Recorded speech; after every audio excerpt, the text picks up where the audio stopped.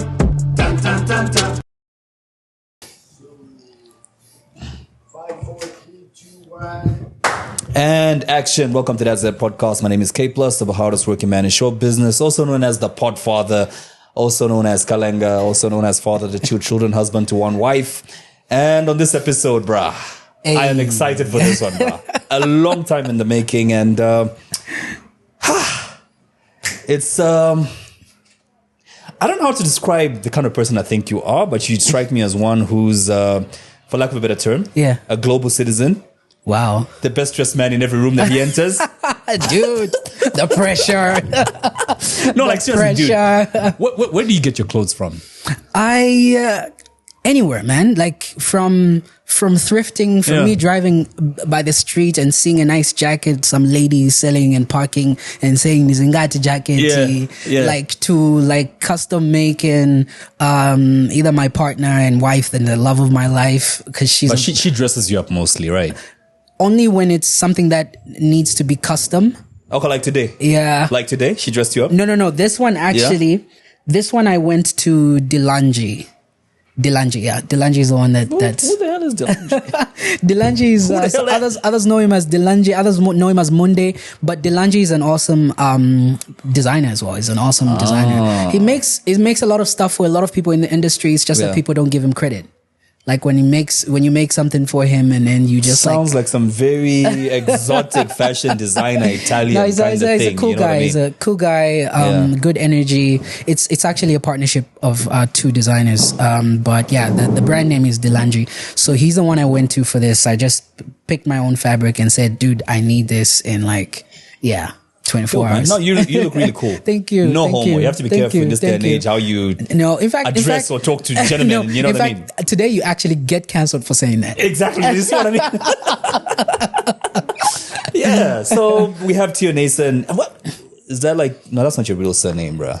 So Now I'm wondering where the Nason came from and where the Tio came from as well. So Tio has always been my childhood nickname because I've been doing like this stuff for so long. Like I had a dance crew, one of the first dance crews in this country. We were called the Dragon Family, and I think we Is were that like after Cisco? Huh? Is that like after Cisco? Yes, Because I remember in high before school, that- every crew that was a Yes. fan of Cisco called themselves a Dragon Crew. Yeah, I think that came from us. Right. If you do say so yourself. But yeah, that was then. So that was my name. Like since then, Tio was always been my nickname. But Nason was my father's first name. So Oh, right. Right. yeah. So I figured, and how it came to be was more technical than anything. Yeah. Because when streaming came about, Tio means Nason in Spanish. And so it's such a huge name out there, and there's millions of Tios online and releasing music. So I needed something that would differentiate my brand online and streaming platforms. Yeah. Otherwise, other people's music will be on your page even if you're not the one who sang it, just because they're named Tio. So I needed a last name. And so, yeah, that's the first place I went, my late father.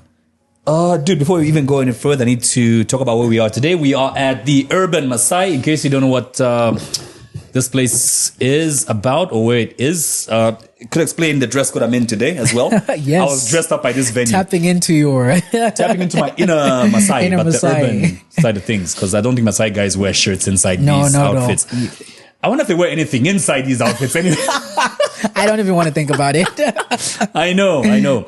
So I've been dressed by the owner of the place. The place is called Urban Maasai. It's opposite the showgrounds, Great East Road. It's like a 30-second drive from Manda Hill. And I think it's right in between Manda Hill and Arcades. Yeah. Is that a good description? Yeah, Right in pretty between, much. opposite the showgrounds. And I think you're going to get some of the best meals in town right now. The I place just is had very an new. awesome Breakfast. smoked chicken sandwich. Yes. Beautiful. Yeah. And it's amazing. And the place is good as well. Gob, are you going to show us around like in this episode? Yeah, and we're gonna have food from an imported chef, bro. Like they brought him in from Lord knows where, but the food All right. here, I'm told, is Like, very.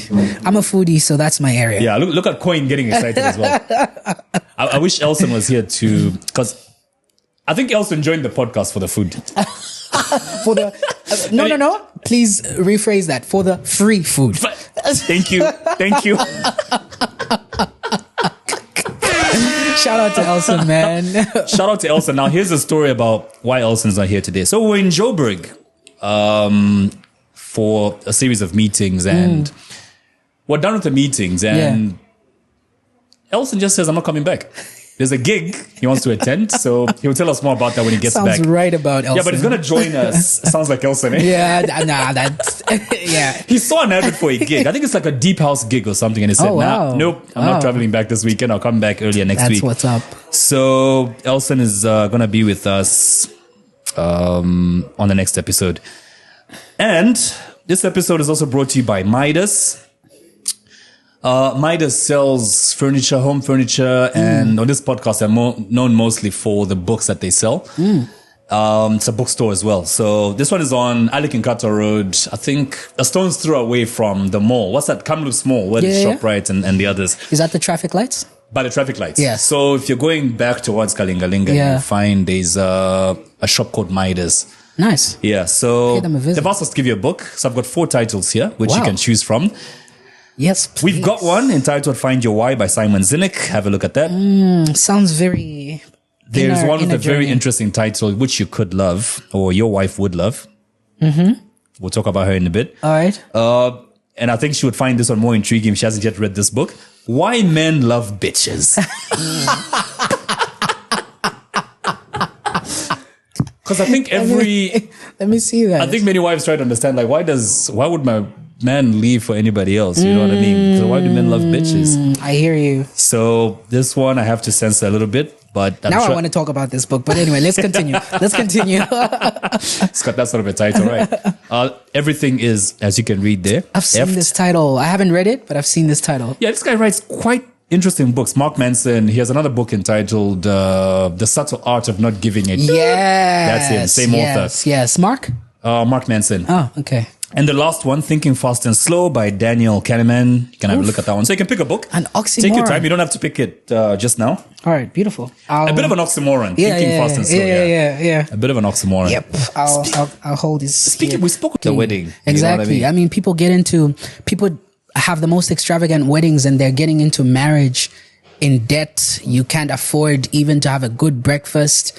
You are now lashing out at each other because, I mean, these things happen, you know? So a lot of people get into the marriage, the actual marriage that matters, with like a whole bunch of negative energy. I mean, you're still trying to pay off the venue, you know, I really still hate when that happens, haven't paid the people that served the food. You're getting calls, you know. The DJ hasn't been paid. Exactly. I say the DJ because I used to be a DJ like full time at some point in my life. And it will sort you out after. We'll sort you out. Yeah, exactly. No, we'll sort you out after. 2 weeks later. No, my uncle said, my uncle pledged. So you guys should be paid any day now. Yeah, so I think it's just about refocusing on what matters and what's best for both of you. So, yeah. That's deep, man. And then, you know, the last time we had you on set was with the Sampa. Yes. The great interview episode. You should check that episode out. I think that's like 50 episodes or so ago. Yeah. But really, really dope episode. And I think the link should be on the screen right now. You should go back to it a little later after this one. Watch Tio first. And...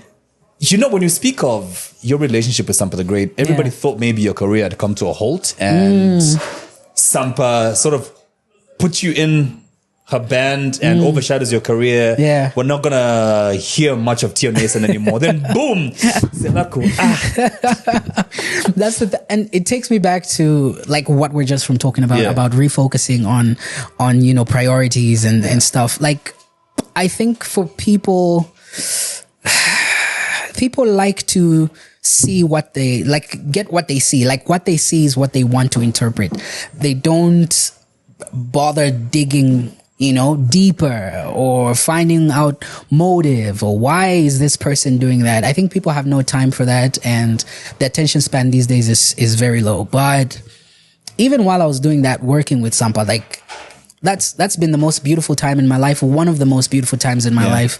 And I've always just believed in being real, like be yourself, be real, and be humble. You know what I mean? I've learned a lot from people. I've humbled myself countless times. It's just that this time it was in the public.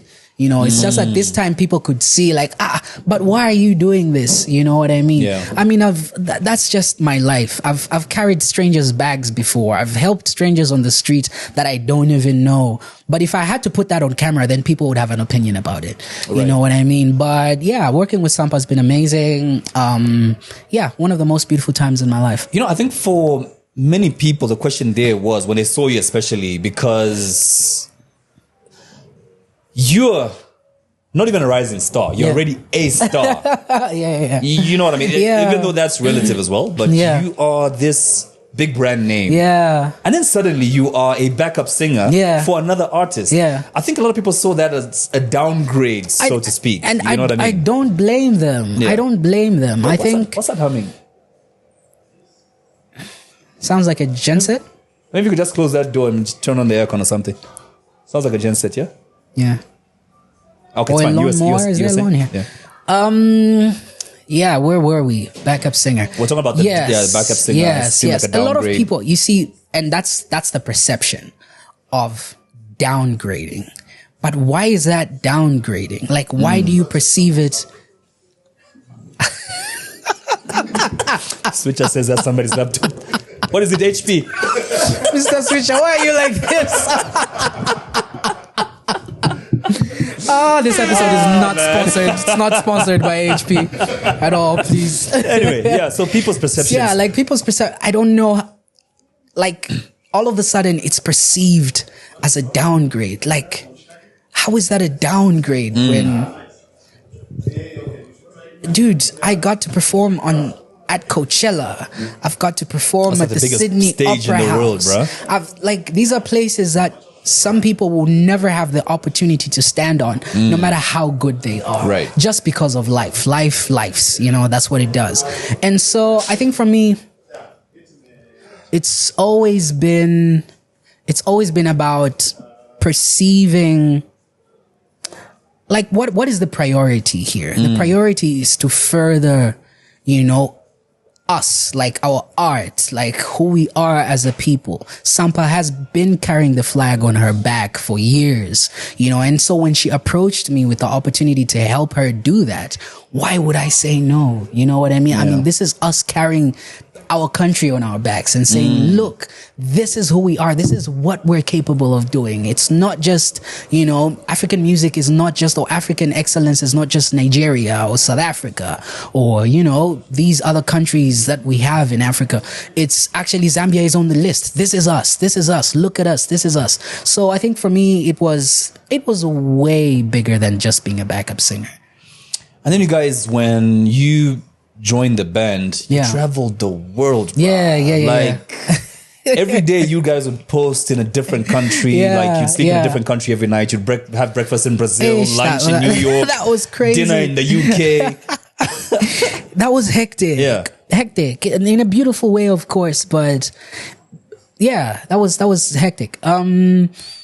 And of course, flying gets tiring. I mean, flying is the most hectic part. I mean, if we just had to, like, you know, teleport from place to place, that would be awesome. It's really the flying that gets to you. But yeah, that's a beautiful experience. And then there's been times where we're straight off the flight, like straight out the flight. We need to rush, guys, because the flight was delayed. And so time switches up and we have to go straight on stage. There's a time we went straight off a flight, backstage, changed into costumes, jumped on stage, and that was Brazil. And it was one of the best shows we've ever had. So yeah, man, the passion is what fuels you, love. Don't talk about things like it's the flying that gets you. Don't talk about such things with Switcher. That's his dream life you're describing right there.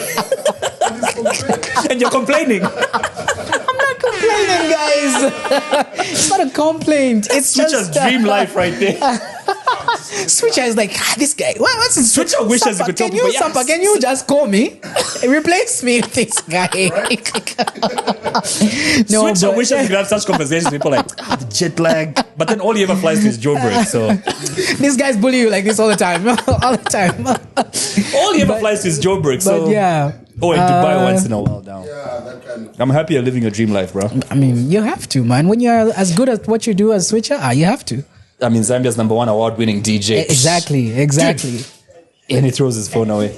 Dude, I know people like Rema who've just recently cancelled a Yes. whole tour, Yes. citing, he's been traveling the whole year. He's tired now. yeah. It's taking a toll on his mental health. And you guys toured for almost a year. Yeah.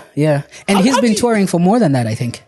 He's been touring, I think, for 3 years, I think. Yeah, or but something. you pretty much have experience, like you can relate to what he's Yeah, talking of- about. You know what I mean? definitely, If he's definitely. canceling tours, you guys didn't. How were you managing your mental health in that space? Relationships. That's like the number one thing. Like the relationship I have with Sampa, the relationship Sampa has with the band. Yeah. It's most people, it's a job. You Right. know what I mean? You're employed to like play keys. You're employed to be the drummer. You're employed to be the backup singer.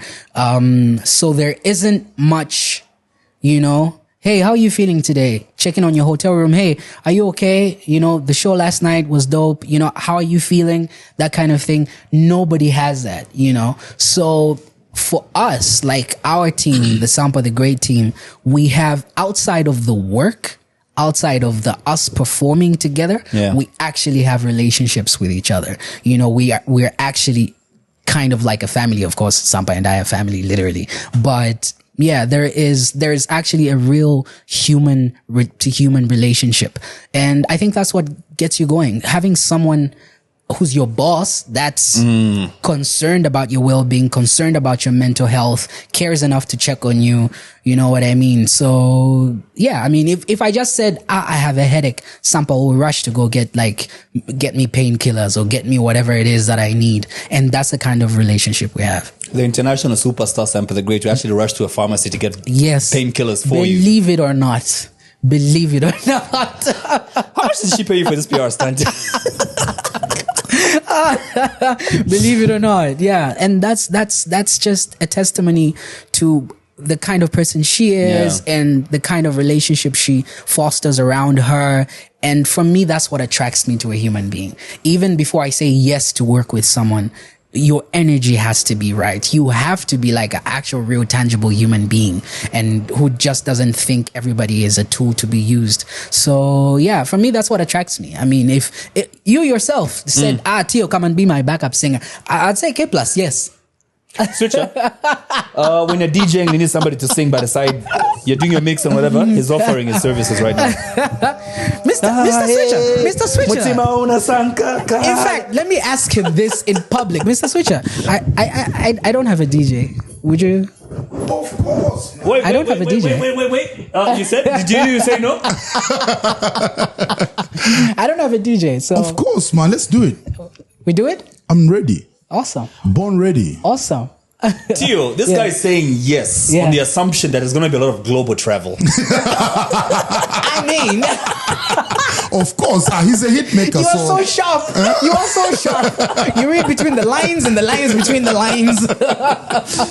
So, But of course, I mean, how much traveling is there going to be? So instead of, how people ask like, how much are you paying me? So the conversation is, how many flights Yes. am I going to be getting That's on? it. Yes. That's it. That's all that matters, bro.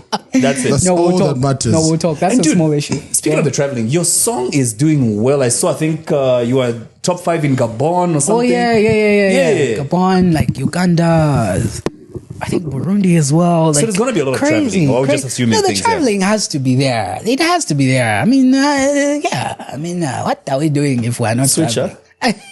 You accepted the right job. You're not going to be talking to me anymore. I'm busy. I'm on a flight. So now, dude, with your song blowing up the way it has, yeah. and are you still part of Sampa's band? Are you still going to be touring with them? Because I mean, you have to promote your music now. of course. How's that working? What are the dynamics of the relationship now? I actually took a break from touring. Right. About, I think 3 or 4 months ago. I took a break from touring. The guys did, I think, 1 or 2 legs. I think they were in Mexico recently. And so, yeah, I did it. I took a break, but Sampa is about to do her last leg of the tour.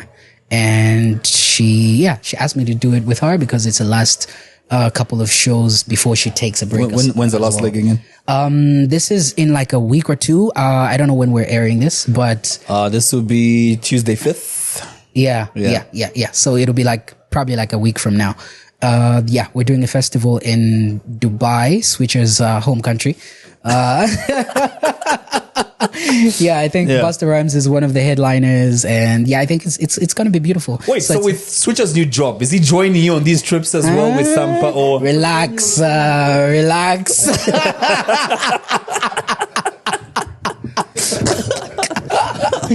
But yeah, we're doing a festival in Dubai. Then she's closing off our year with that and going on a break. For Busta Rhymes, though. Yeah. Like Sampa is a headliner as well. Busta Rhymes is a headliner as well. Ish. Yeah. This girl, bro. So that's the last show before she takes a break for a bit. How did she even get these gigs, bro? Lauryn Hill, Busta Rhymes. I mean, these are people we grew up listening to, and I think just basically hard work, of course. Yeah. Crazy immense talent, and also the environment where you kind of blow up from matters. You know what I mean? So she's told her story countless times of how she started in Australia and got her big break there. And so our friends do have systems that, nurture such, talent. Once they notice you are good at what you do and are amazing at it, and you have potential for, international, so there's structures in place for that. I mean, is there a label in this country? Is there a music label in this country? One do you that know? can do for you what the Australian one did for Sampa the Great? No. Nah. I'm just generally for any upcoming artist. We don't have even just music labels here, but out there, it doesn't matter whether the label is good or not. Out there, they will still do the work that's supposed to be done. You're just going to be complaining, they're toxic, they don't treat me right. But then on the back end, your distribution will be global. All of these other things will be done right. It now just becomes about, are they the right people you're with for your brand? But for us here, our struggle is to even just get the work done. Even just getting ourselves out there is an issue because of structures, because of policies. Yeah. Dude, I've noticed, speaking of the industry labels and all that, you've posted 2 or 3 times, and I'm thinking this is something that's really bothering you and something that's close to your heart. You've posted 2 or 3 times about split sheets. Oh, yeah. I think maybe for somebody who's not in the industry, let's start first by the definition of the split sheets. Yeah. Is it able to work in Zambia? Why isn't it working? You know what I mean? Yeah. Well, a split sheet, for someone who doesn't know in layman terms, it's just a visual representation of who's getting what, who's getting a percentage of this, who worked on what, and how much they're getting.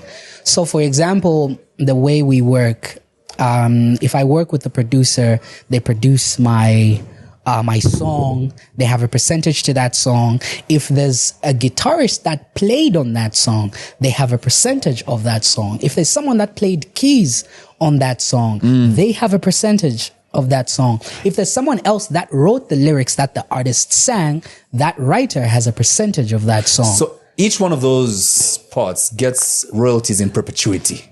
Yes. Or is it for a certain period of time? No. How does that work? It's in perpetuity. Wow. It's in perpetuity because, the work doesn't expire. The song will still be played 50 years from now. Yeah. So outside of Zambia, that's how most artists survive, because they know, if I put in the work and this song that I've written gets chosen by, let's say, Beyonce, then I'm set. Because out there, even just your credit, someone crediting you for work is super important.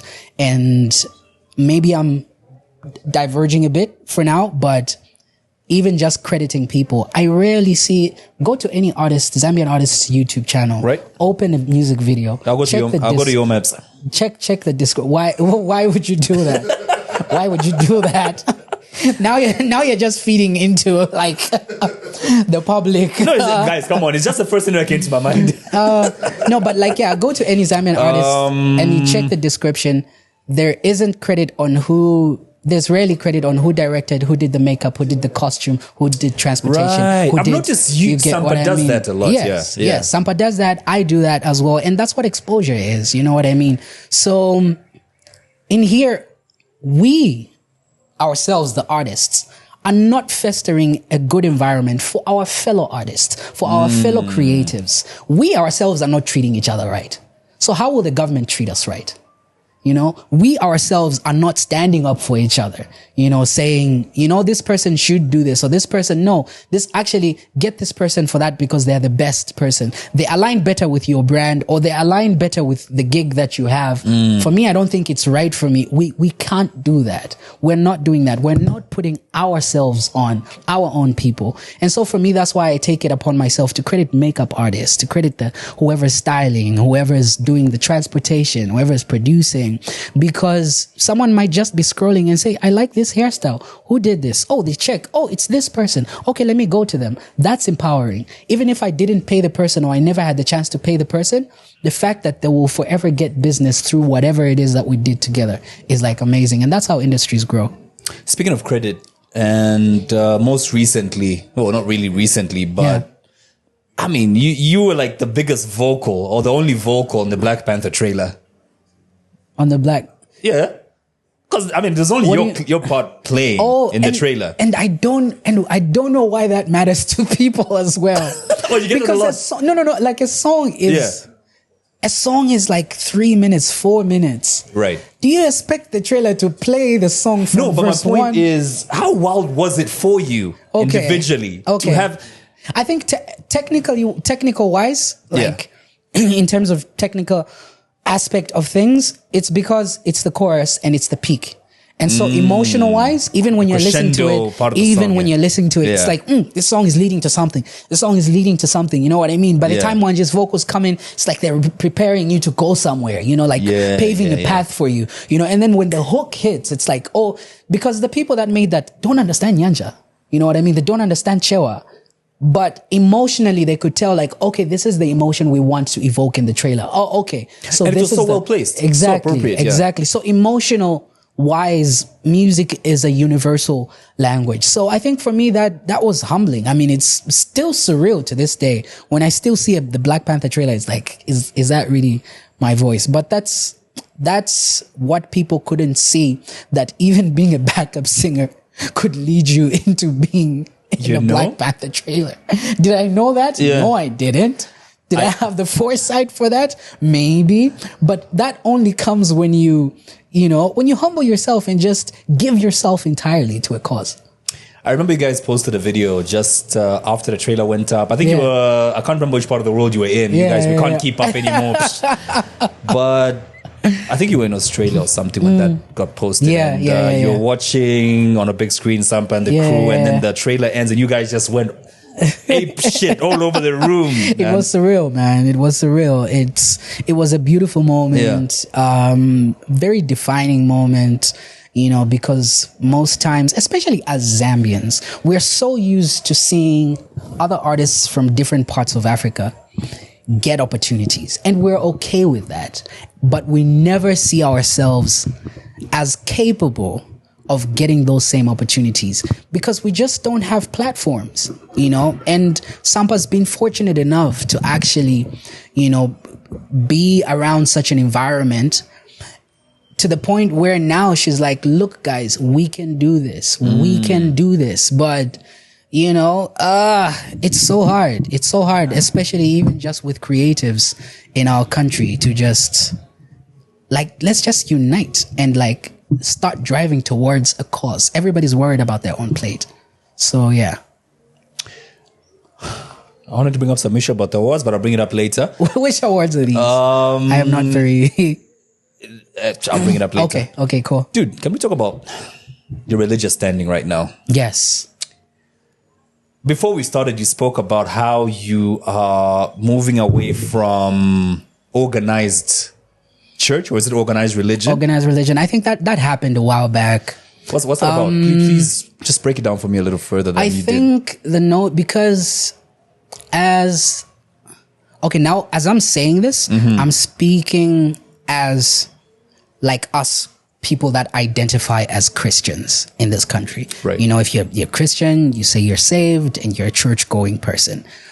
We have this notion of God being this being that we have to speak or we have to talk to through someone, or even the notion of putting certain men of God on pedestals. And that's why whenever men of God make a mistake, you now have a crisis of faith. You now no longer believe in God simply because you were believing in God through that person. You know, people haven't taken the time to actually discover their faith and discover God for themselves. So what God means to them, separated from anything that's, you know, organized or very routine driven or church. You know, it's like how even just if you miss a church service, what you get more is being chastised other than love. You know, it's like, I'm like a black church man, you know what I mean? It's like,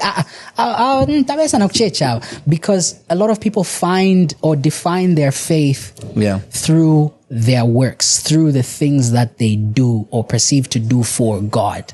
Things that they do for the church they belong to, for them that it's like that defines their faith. But I think if you want to have a healthy relationship with God, it needs to be a personal relationship. If you really can't sit down and talk to God like the way you talk to your father, if you need school fees, then there's really a problem. Are you sort of telling us that you've chosen to do away with church and just... No, not at all. What are you telling us by you saying drifting away from organized religion, organized church? There's a very big difference between being religious and being a Christian. Being religious finds, or like I said, like you define your standing in God based on the things that you do. Based on how many times you go to church, how many times you tithe, or how many times you give offering. You know what I mean? What did you do for your past? Like there's these things that are in our subconscious or in the subconscious of our spirits and our faith that drive us, not knowing that that's not doing anything for you in terms of your relationship with God. You might be furthering the building of the church, the actual building, the literal building. Just the physical. You might be also furthering someone's career who's a pastor. You might be making sure that they're dressing right and their rent is paid. And driving right. Exactly. Driving expensive. That's all fine if you actually have a personal relationship with God. If those things are not defining how you feel or how you feel your righteousness is towards God. But then most people need to ask themselves that question. You know, like, what's the motive? Why do I do what I do? If I serve, why am I serving? Are you serving because you want to serve God, or you're serving God? Or are you able to differentiate when you're being manipulated by someone to further a selfish goal? You know, because human beings are human beings. That's why even I don't know why people get so shocked when they hear this man of God did that, or this man of God did that, and then now it's chaos, you know, but that person is a human being. The problem is with you. You've never seen them as a human being. You've seen them as a supernatural entity. That's the problem. That's where the problem is. So, I mean, if something ends up in somebody's wife's bedroom then or somebody's bedroom. He's just a wild one. He's a wild one. And he needs to be dealt with. Stop justifying. No, we shouldn't, you know, when men of God, when a man of God does something, we shouldn't speak. We are not allowed. No. Yeah, No. but then half the time, anytime a man of God errs in the way we've seen the recent one happening, we're told, touch not my anointed. Touch not in what terms? In what terms? In spiritual terms? In physical terms? Has he committed a crime? If so, he will be. What does the Bible say about the prophets? Which prophets are these? First of all, have you established whether he's a real prophet or a fake prophet? First of all, we are looking at him from human eyes, so we can't really tell. Like I'm talking, and like you said, he's human. He has earth because it's human. I'm talking in general here, in general terms. Like we're not talking about a specific man of God here. We're talking about general person who says they are a prophet. The Bible also advises you to actually be vigilant enough to find out if the person is a true prophet. Most times, there's been red flags of people, which the Bible has told you. If someone prophesies something and it doesn't come true, that's a fake prophet. But most people have been kind of, I don't know if I can call it deceived into thinking word of knowledge is the same as prophecy. So prophecy is foretelling something that hasn't happened, that it will happen. Right. And then it comes to pass. But word of knowledge is, you live at so house number. Your phone number is 0977. Yesterday you were wearing green. The next day you wore blue. That's not prophecy. You know what I mean? That's word of knowledge. Carnal spirits are able to give word of knowledge. And they can turn water to petrol. Exactly. They can load your phone with airtime, right? So how many times has someone said, hey, these elections, this person is going to win? And they don't. That was your evidence that the person is a fake prophet, but we ignore all of that. So what human beings choose to do with their free will is never God's fault. Like God just gives us free will. And what we do with that is, he isn't involved. It's just human beings being human beings. And then when we human beings choose to put God in other human beings and let them represent God, then that's on us when those people choose to let us down. So it has nothing to do with God. Speaking of your Christian standing, would you still consider yourself a gospel artist? I've always taken issues with that label. Even before the label, even before taking issues with that label, I came on the scene when I was still a teenager. Right. My first biggest song that was like countrywide, apart from like Stardust, I didn't even know Stardust was as big as it was. But Chikondi, I'll say Chikondi because that's the song like people from every corner of the country knew me from. People never accepted me. Even the gospel circles never accepted me even Chikondi, when Chikondi came out, people were like, is this a love song? Is this a gospel? This can't be a gospel. You can't be singing this such gospels. There's certain churches till this day, for the past, I don't know if it's 15 years or almost 20 years I've been in the industry. There's certain churches that have never invited me because they don't want their youth associating with me because I'm not gospel enough. So I've had this thing from the time I came on the scene. And the time I came on the scene was early 2009, 2010. The kind of Christian music that was around at that time that was mainstream was the rumba genre. You know, that's a time when if you want the King's Malembe if you type want of gospel. the real gospel music, Right. it needs to be rumba. You know what I mean? It was like the time Matthew Ngosa was like filling up, you know, Mulungushi conference centers, those times. And so when I came with like an R&B-ish, hip-hop-ish local thing that's just like positive, it never made sense to people. And so I always say, I've noticed people like labeling things. Like they appreciate the label more than the content. So you can package something, put it in a box, tell them this is chocolate. You put sweet potatoes in there, package it, label it as chocolate. They will buy it and say it's chocolate and take it home. And they will never bother to open inside and check what's actually in there. So this is why most people, even when they comment on my status, is this still gospel? Oh, he stopped singing gospel. My question is, check the content. Listen to the song. What is it telling you?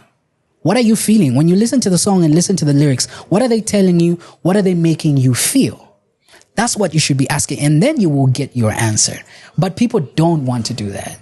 There's a time I was driving from Ndola coming to Lusaka. Yeah. And while I'm in town center, I meet one of these gospel artists from the Rumba camp. Yeah. And we had a very interesting conversation on the way here. Yeah. He was talking about how he felt your clique. Yeah. And in your clique, I'm including people like Mag44, Pumpy. Who else can I put in there? you know yourself. You know that gang. Yeah. Not that you're in a gang or anything, but there's Yeah. just a certain vibe you guys have brought to gospel music. Yeah. From that conversation, and this is a well-known gospel artist. I'm not gonna put him on the spot right now. Yeah. It felt to me through that conversation that there's not a beef, but a great division between these guys who do this rumba sounding very Zambian kind of gospel music and you guys. Do you feel it that way? Like there's two camps in this country when it comes to the types of... so oblivious because I've never even belonged to the other camp. Like I've just always to any stood, camp. Yeah. Today if I woke up and said, I need to do a Chirumba jam, I'm going to do it. Like I've never been led by, oh no, this is what this camp is doing. This is what that. No, for me, I just create. And that's why some religious people, now when we come back to religion and being a Christian, some religious people were never okay with my music because they think Christian or music that's created by a Christian should sound a certain way. It should look a certain way. Enough. Yes, exactly. But what's holy music? What should holy music sound like? I have no idea. So for me, I now say like I'm a Christian. Yeah. Who just creates art. And my art that I create is nothing that's outside my faith. Like whatever I create is based on my faith. It's based on my conviction. Whether or not that conviction that I have will align with yours or make you feel uncomfortable, that is your business. Right. For me, I think I'm more focused on what God does through my life. And because I know there's a lot of young people out there that aren't spoken for. This was my response to him. I said, I think you're looking at this the wrong way. If you're going to say... What were the details of that conversation? Was it just this beef or? It's like this camp believes this camp doesn't do true gospel music. Exactly. So we're back at the same. Yeah, you know what I mean. So my argument we're back was, at the same. we're in a world where people are reached via different mediums, right? And by mediums in this case, I mean that gospel music may not reach me the way your gospel music will reach me because of my background, my past experiences, the neighborhoods I grew up in. Say, for instance, I grew up in a neighborhood in a home where we listen to a lot of hip hop music, right? Yeah. Even when I become Christian, I'm going to gravitate towards more that's what, Christian hip hop. Yeah. So if anybody does rumba, it's not going to resonate with me. Yeah. So I said, look, Pompey, Tio, Yeah. Mag 44, Tim, these guys are reaching a demographic that you guys can't reach. Yeah. So Yeah. as opposed to labeling the other team and say they're not doing gospel music, think of the people they're reaching as well. They're not reaching you because that's not what you relate to. Yeah. But there are people who are relating to that because Of course. for me, my top 5 gospel artists, Pompey, you, Mag 44, Esther Chungu, I thought I don't count as a gospel artist. but and Shile Shabwalia. Yeah, My top 5. Chilesha's Easily. pretty great at what she does. So I guess, we go back to that same thing about being religious. So that's what religion does to you. Religion conditions you into habits. It doesn't motivate you to think for yourself. It doesn't, like when you are religious, and I'm not talking about being a Christian, when you are religious, you think in a way of, this is not supposed to sound this way because a proper thing is not supposed to sound like this, or a holy thing is not supposed to sound like this. It doesn't look beyond and see what is the spirit behind this, what is the motivation behind this. So people are just conditioned, and sometimes preferences take precedence over any practical thinking. So Elson, who I left in Joburg and doesn't want to come back home, will be joining us online. I think he has a question or two for you. Nice. Yeah, so he'll be Elson. joining us for... I don't trust Elson. Nobody does. I don't trust him. Elson? Elson? Elson? I don't know why I can't. Hold on. Elson? Why have I lost him through this? Is it the lights? The heat. Elson? Let me try this again. I'm going to write a song about Elson's situation. Wait, what situation? I'm stuck in Josie. I'm not stuck in Josie or something. I'm staying. I don't know. Whatever it is he did. That's a dope. Let me just try putting this on loudspeaker. Okay, cool. Yeah. Elson, can you get me? Can you hear me? I can. Let me try connecting to Bluetooth again. Just give me a second.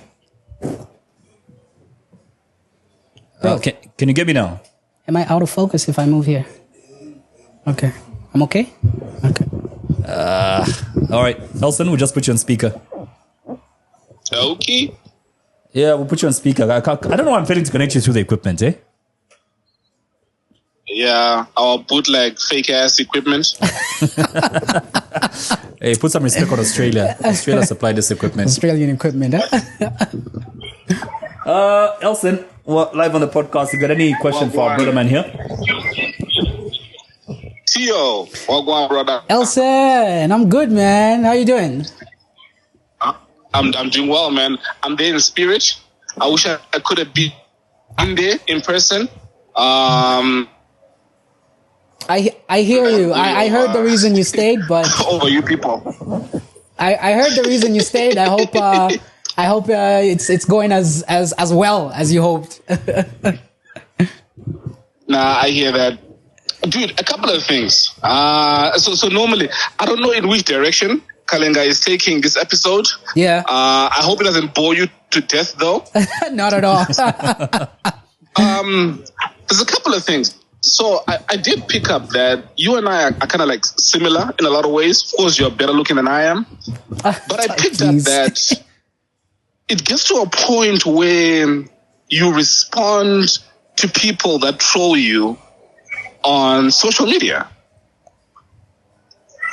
I'm listening. Are you still going, or should I still listen? No, take that. No, take that. Oh, okay. I don't think I do. There's only times when I'm in like my goofy mood and I feel like when someone is speaking from a place of ignorance that could mislead people.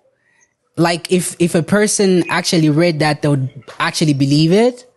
And so when a person is speaking from that point of ignorance that is dangerously misleading to other people, it's the only times I try to yo, relax, like this is this and this is that. But generally I'm like, my best attribute is ignoring people. Like directly responding in the comments, it's only when I think you need to learn one or two things and other people can be helped when they read that comment. But generally I'm like, don't you think you're kind of like feeding into it? Oh, no. When people troll you, because that's what they want, right? For you to respond. Exactly. And that's why I say generally I ignore people, because usually trolls, what they want is attention. And so how you deal with that is delete or block, or just delete their comment so that nobody else is misled or nobody else buys into their trolling. You know what I mean? And that's generally what I do. So when I say responding to someone, maybe you might see it as trolling. There's some other people that actually speak faithfully from a point of ignorance. They're not even trying to troll. It's because what they're saying, they truly believe it. You know what I mean? Like it's not even them trying to troll you. They actually believe what it is they're saying. And that's the instance I'm saying, like, that's the only time I try to respond to help other people as well. But generally I don't respond to like trolls. No. Because we need to start like a support group, because I suffer. Hello? Oh, hello. I think we lost him. Yeah. There we go. Sorry, the line cut there. Just repeat the question again. Hey, Elson, the line had cut, so you probably just need We to. need to start like a WhatsApp support group. Why? People like you and I, for people like you and I that are sensitive, because like I could have 99 positive comments. The one comment where a person is like talking out of the side of their necks is what gets to me, and then I ignore like the rest of them. The rest, how very dare you? But that's just like human nature, man. Especially like creatives and whatnot. Yeah, like like you need to just like find your place. Like Yeah, the school dropout, like that's sitting across from you. He's been pretty good at ignoring stuff. also, he makes it out. Also, he makes it simple. yeah, let's do that. Let's start that WhatsApp group, man. Let's do it. Dude, follow-up question, or two more. Yeah. The other one is, does it feel like you live in Sampa's shadow? Oh, no. Do people, or do people kind of like bring that up? For me, I've never felt that. It's because of people's perception. You know, when they see someone as either like established or they've put you on some place where you are considered to be either famous or a star or whatever. I don't know how people classify people that, you know, create and are known by other people. They don't expect you to take certain steps. They don't expect you to put your humanity first before your ego. You know what I mean? So whenever you take steps that are for the sake of your own personal reasons, you know, for the sake of you being a human being and striving to be a good human being, and this is the right thing to do because you love the people you're working with and you know that this is the best decision even career-wise for yourself. People don't have the foresight to see beyond, you are famous, why are you doing this? But then the same people, when you are on a Black Panther trailer, the same people are the ones that congratulate you and say they knew you were always the best. But I thought that, you know what I mean? So you can't always feed it. Yeah, you can't always feed into. Can't always feed into that. Like, so yeah, just live your life, man. Follow your conscience, your convictions. Yeah. You need to write a book. You'd have at least one reader in me. Thanks, man. I appreciate the compliment. And the one last thing. Yeah. I'm pretty sure you've heard like the gay talk. About like me? No. Yeah. So what I've noticed about Zambian masculinity, or should I say Zambian toxic masculinity, is that there's always something triggered in generally a masculine person whenever they see another man and they find something attractive about him. Either he dresses well or he looks good. So there's like a cognitive dissonance that happens. Like, why am I... And yet you can just say, look, you look good. I like how you dress. Or you can compliment the person. But like social conditioning has such people come to a place where whenever they see such, their first go-to line is, you are gay. You know what I mean? So I think it's just social conditioning. I don't even blame them. I think Kalinga finds me attractive. Because he's always calling me gay. I think Kalinga finds me attractive. Kalinga, you wanna get some of your chest there, buddy? Dude, I'm not the one chuffing men in our WhatsApp group, so be very careful. I might start revealing everything to our viewers, yeah? Based off that description. But yeah, it's everything is internal, man. I never look at things that people say as they themselves. It tells me more about you. What you say out tells me more about you than it does anything else. So it's just insecurities, you know, fears, people seeing people live a free life that they wish they could, but they're not brave enough to just chase their own dreams and focus on what they like. I mean, people don't even like what they like. People say they like something because the majority likes it. You know what I mean? So we're living in a really weird time, man. So the best I can do. I need to isolate this. I need to go up to isolate this response. I need that for Kalinga. Okay, cool. All right, Elson. Thanks a lot, man. Thank you. All right, man. I'm gonna let you go. I'm gonna let you guys go. Thanks a lot for the chat, bro. Thank you. So, Tio. Hey. Why are you gay? So, tell us. Who is gay? You are gay.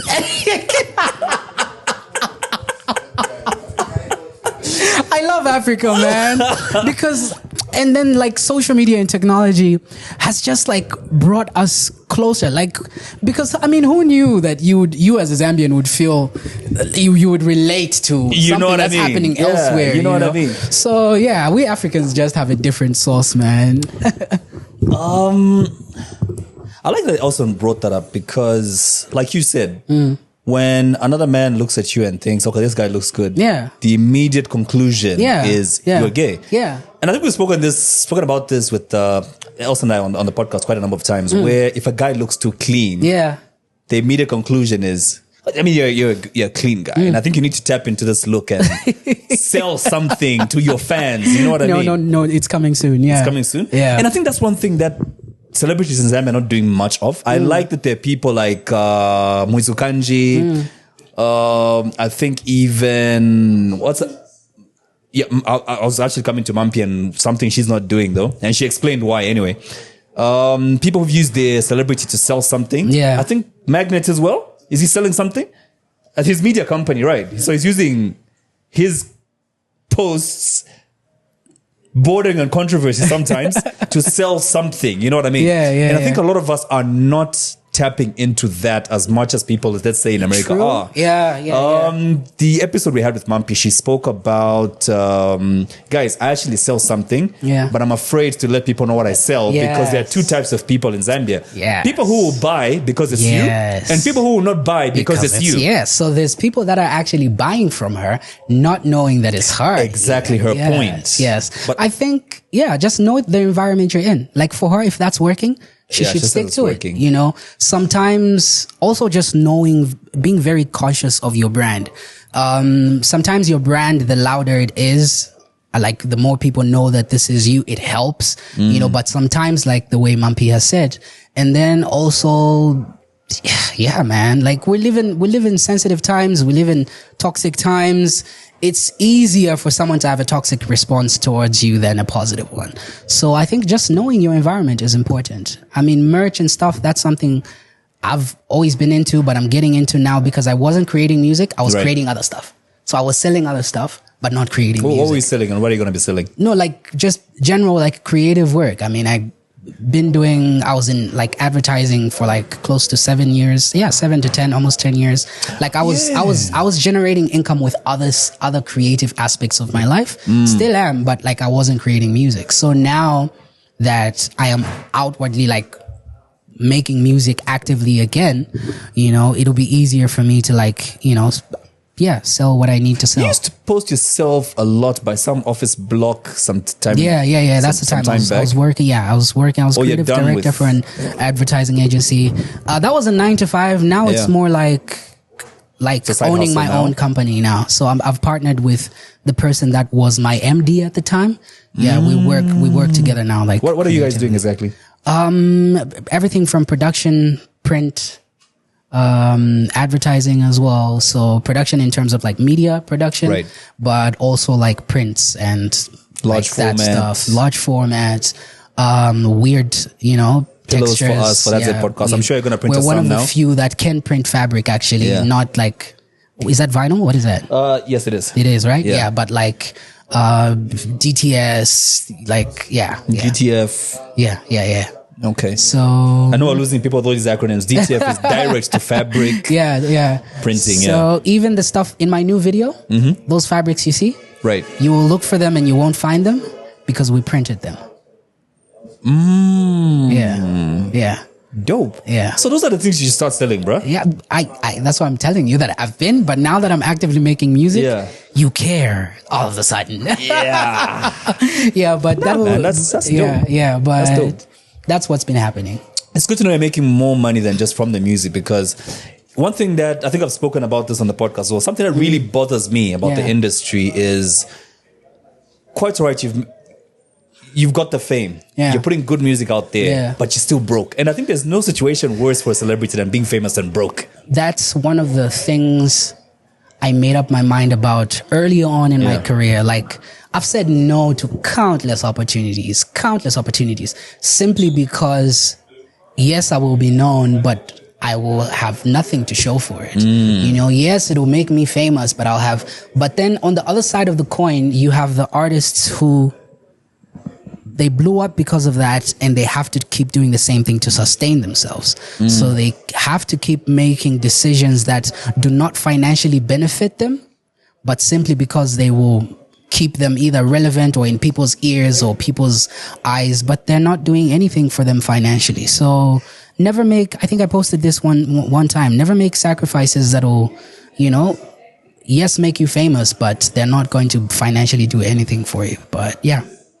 I'm happy that you're making money because I'm tired of seeing, you know, those posts about contributions when a celebrity dies. We start having, well, not that it's a bad thing, but I think it's something that should just be a top up to what I already have acquired or made from my fame. And that, as also, opposed to having, oh guys, there's a WhatsApp group, let's start contributing 100 kwacha for the coffin or for food at the funeral or for the children's school fees. But that's, you know what I mean? That's a bigger conversation, man. Yeah. Because not everyone can do the other things that maybe I am able to do outside of music. Right. Some people, their only gift is just singing on a song.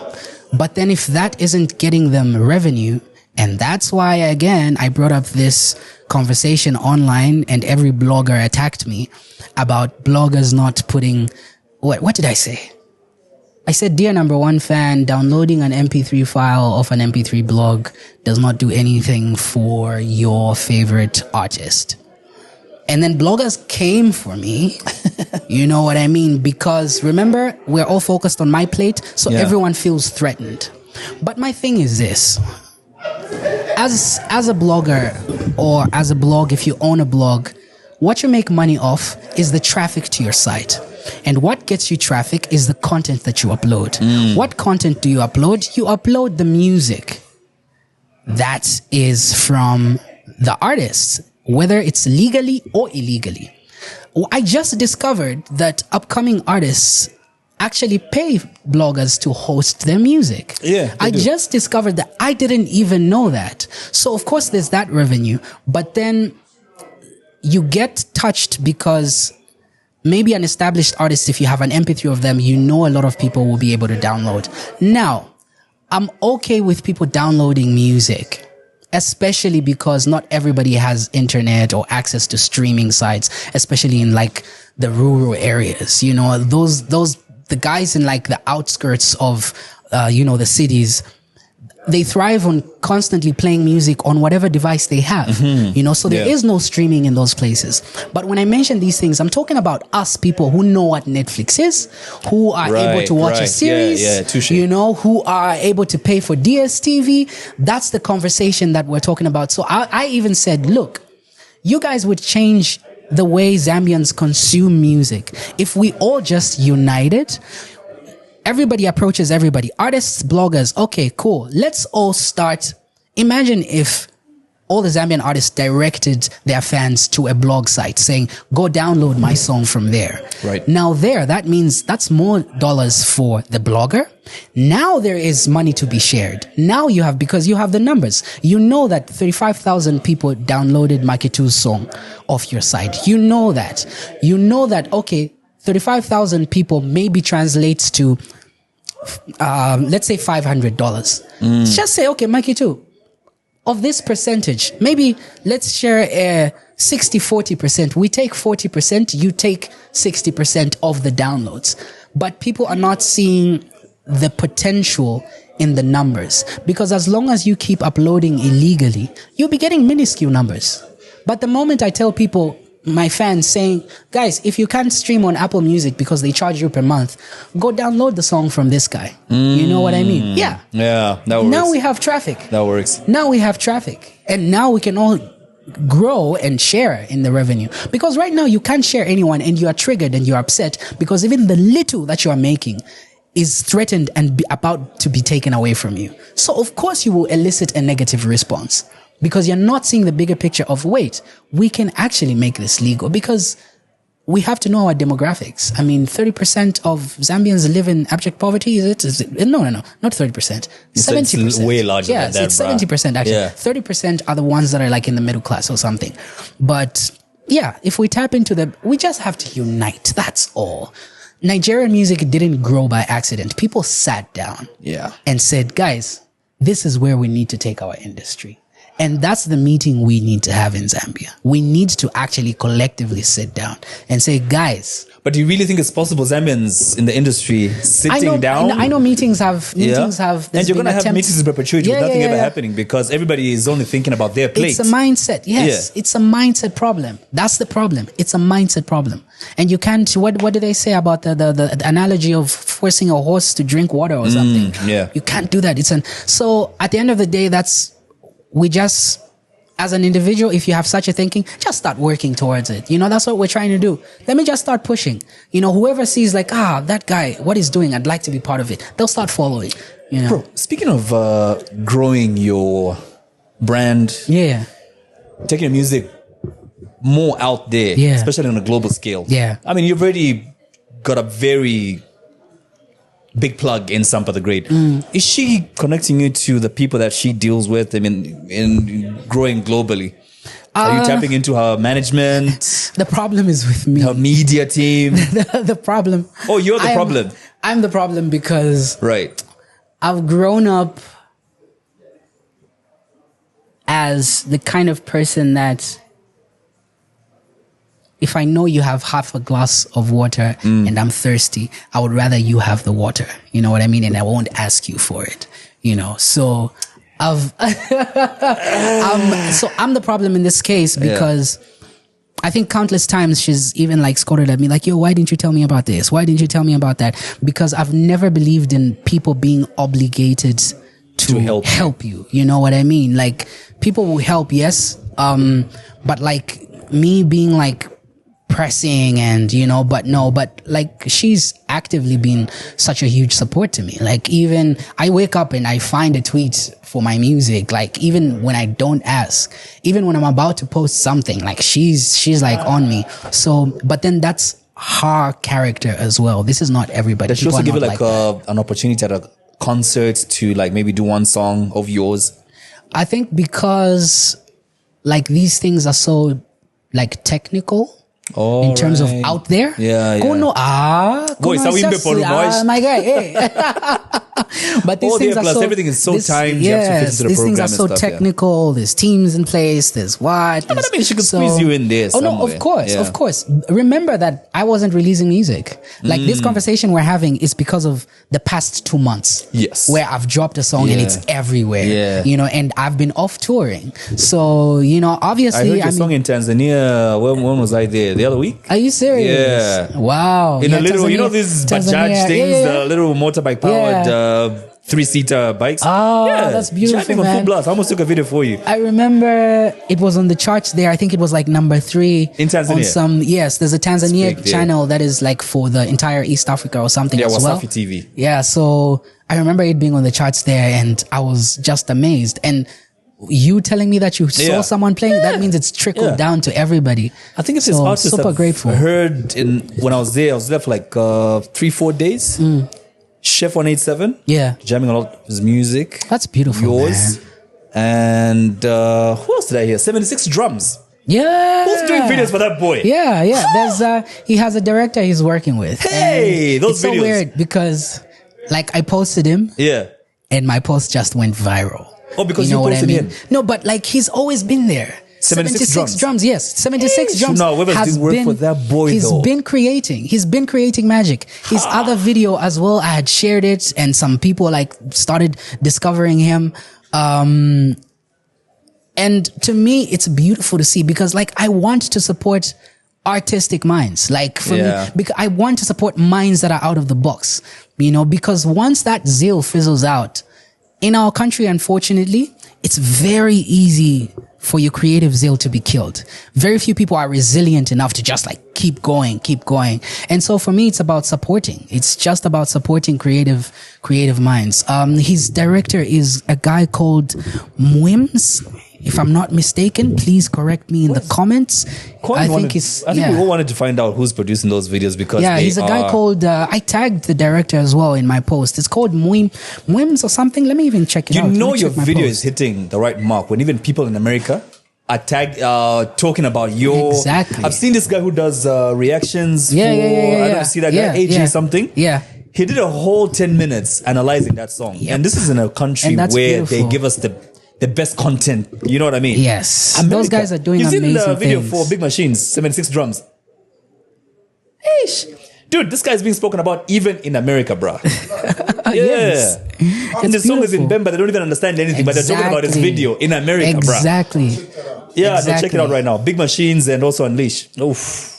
And remember, like when I said we don't see ourselves at a certain level or Yeah. able to, we've always consumed foreign music. We've always consumed South African music that we don't know what they're talking about, Nigerian music, but like we don't expect ourselves to export the strange language and Yeah. expect the world to receive Yeah. it. We expect to receive it, but we don't expect us to like export it and give it to other people even if they don't understand. So that's why even my music, I started putting subtitles. I'm so glad that everybody else has started I doing noticed subtitles. Mutima has subtitles on the YouTube video. So, Yeah. and that is to inspire every creative to say, look, we can do this. We can export. We are able to be international. And international starts at home. It doesn't start anywhere else. Dope, man. Just my last question about the cooking, bro. When are you going to teach us how to cook? Invite me Because over, everybody, man. I was telling, we're coming to have this episode with you, like, Yeah. ask him about his cooking. Like, where does that come from? I'm the kind of kid that grew up in the kitchen, like passing Right. the spoons, helping out in the kitchen. I mean, I don't know if most people might know, but I lost my parents at a young age, both my parents. So I grew up in different homes, Even my character, I think, kind of was built upon that because I learned to live with different people, to accommodate different personalities. And so, yeah, the cooking part, I just always for me, I see it as an art form. I always had an interest in it. So I grew up as the kid that's just always in the kitchen, helping out with the cooking, helping out with preparing the food, and then calling everybody else like it's time to eat. So I think, yeah, for me, that's where it comes from. Right. But I see it as an art form. I don't cook the one meal twice the same. I wouldn't even remember how I did it yesterday, but when I make it today, it'll taste differently and still taste good. So for me, it's like, it's therapeutic, man. Someone's even telling me, tell Tio you should open a restaurant. It would work.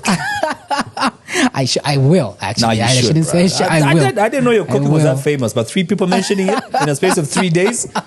Thanks, man. Yeah. Thanks. And I guess that's the testimony of before we started the podcast. I was talking about like I'm just at my most freest and most expressive. I've always done these things, but I never posted online. I never talked about them online. But it's just that I'm in a space where I'm like my most freest and most expressive and just loudly being myself. And so that's how come people now know about that, because once in a while I post in my stories about my cooking. Dope stuff, man. Is there anything that, you thought you were coming to talk about on the podcast that we haven't spoken about? Gob, you have a question as well?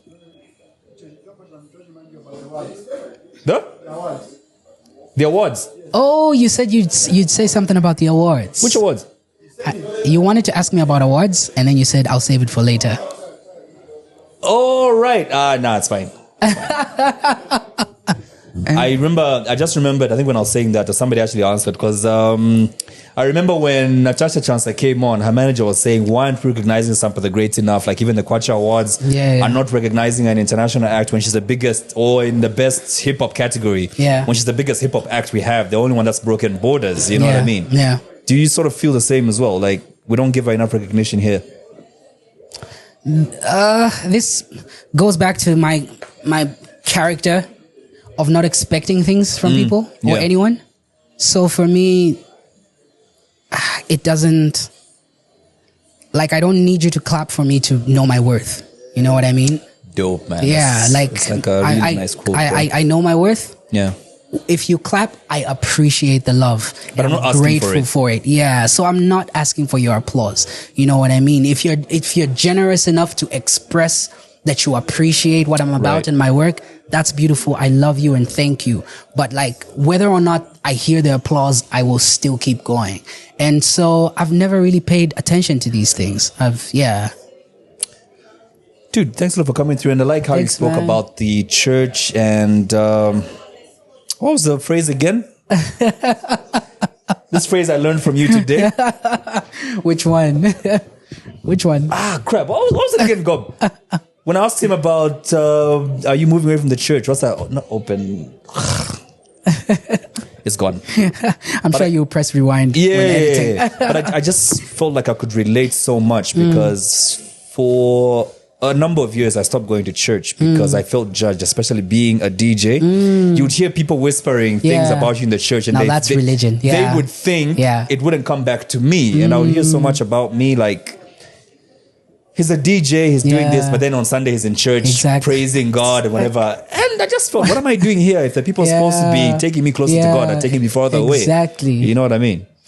So for me, what has helped me in life to not be like a person that judges others or whatever. Yeah. Even what helps me navigate this current state of the world we're in, where, you know, with regards to even sensitive topics such as someone being gay or whatever, I just go back to like when Jesus was asked, what's the greatest commandment? What's the most important commandment that we should remember?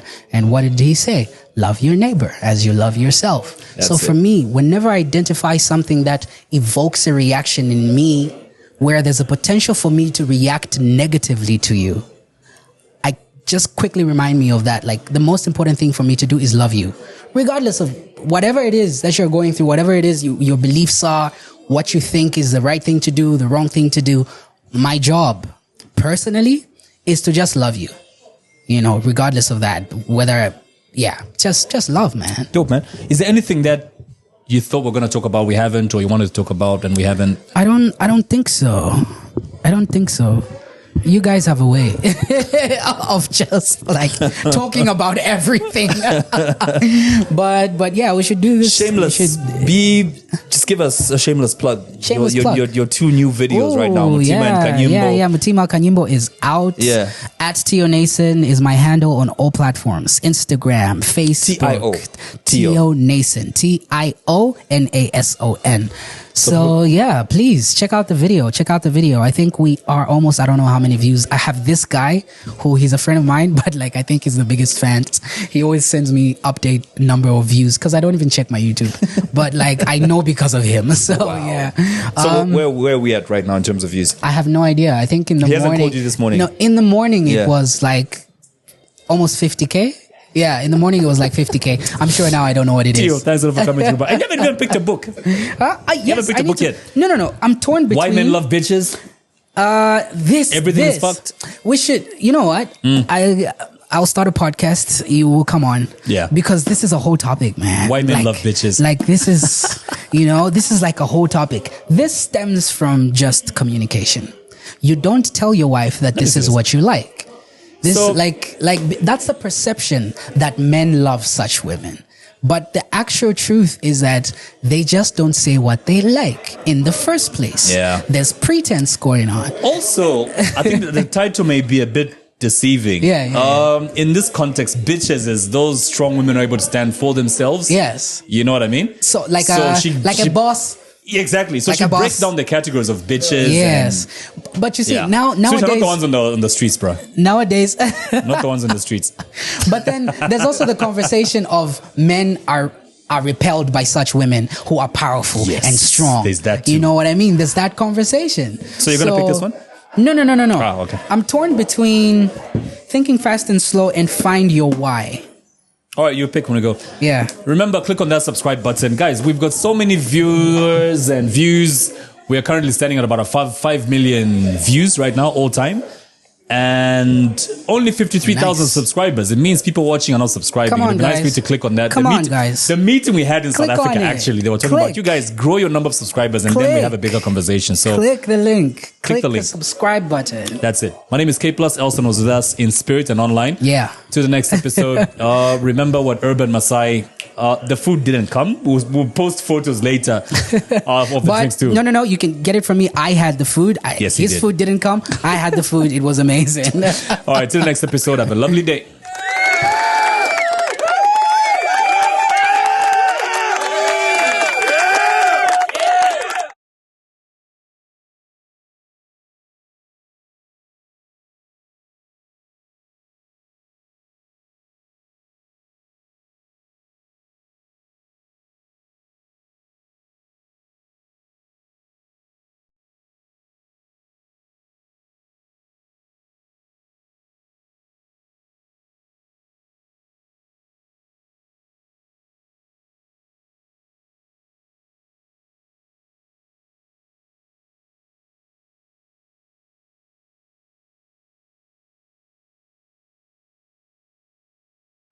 Dun dun dun dun. Dun dun dun dun. Dun dun dun dun.